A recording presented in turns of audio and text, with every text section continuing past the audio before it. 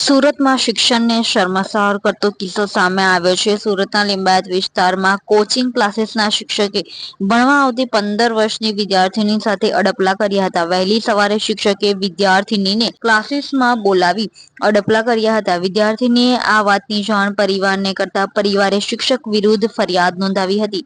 સુરતના લિંબાયત વિસ્તારમાં સંજયનગર સર્કલ પાસે ટ્યુશન ક્લાસીસ ચાલે છે।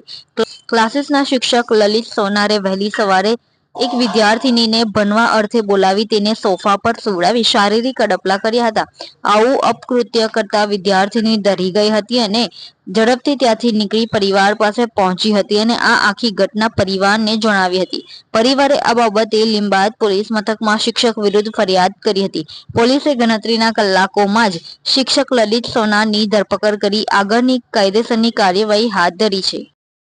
સુરત શહેરના લિંબાયત પોલીસ સ્ટેશન વિસ્તારમાં એક બનાવ બન્યો હતો। આ બનાવ અનુસંધાને જે બેન છે એમણે આવી અને પોલીસ સ્ટેશન ખાતે ફરિયાદ નોંધાવી હતી। ફરિયાદમાં બેને હકીકત એવી દર્શાવી છે કે એમની જે દીકરી છે જે 15 વર્ષ ને 5 મહિનાની છે, એ દીકરી જે જગ્યાએ કોચિંગ જતી હતી એના કોચિંગના જે ટીચર હતા એના દ્વારા દીકરીની છેડતી કરવામાં આવી હતી। આ બાબતને લઈ પોલીસે તપાસ શરૂ કરી હતી। પહેલાં FIR નોંધી અને ત્યારબાદ જે આગળની કાર્યવાહી કરવાની આવે કરવામાં આવી હતી।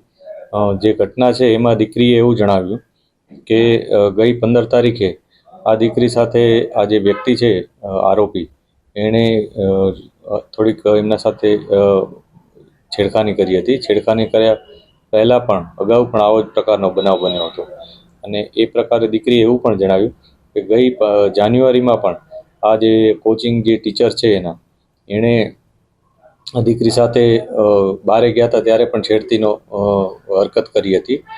હકીકત પોલીસને જે જાણવા મળી છે એમાં એવું પણ જાણવા મળ્યું છે કે જે દીકરી છે એને પહેલાં પોતે 10મા ધોરણ પછી આર્ટ્સ રાખવા માટે ટીચરને ફોન કર્યો હતો અને ટીચરે એને જણાવ્યું કે તું કોમર્સ રાખ, હું તને કોમર્સનું કોચિંગ પણ આપીશ। એ પ્રકારે એણે આ દીકરીને પોતાની અલગ સ્ટ્રીમ પણ બદલાવવામાં એને આવી રીતના મિસગાઈડ કરી હતી। કેટલી ગંભીરતા છે ઘટનાને લઈને, કઈ રીતે તપાસ? ખૂબ જ સંવેદનશીલ બાબત છે આ, અને નાની દીકરી છે એની સાથે આ ઘટના બની છે। કેમ કે જે ટીચર પાસે એ ભણવા જતી હતી અને એણે એને પહેલાં તો મિસગાઈડ કર્યો અને મિસગાઈડ કરીને એને પોતાને ત્યાં કોમર્સમાં એડમિશન લેવડાવીને પોતાને ત્યાં કોચિંગ માટે બોલાવેલ અને કોચિંગમાં આ પ્રકારની હરકત કરી છે। દીકરીની ઉંમર નાની છે એટલે અમે ખૂબ જ સંવેદનશીલતાપૂર્વક આ તપાસ કરી રહ્યા છીએ અને જે આરોપી છે એને અરેસ્ટ કરી લેવામાં આવેલ છે અને આગળની જે કાર્યવાહી હોય એ કરવામાં આવી રહેલ છે।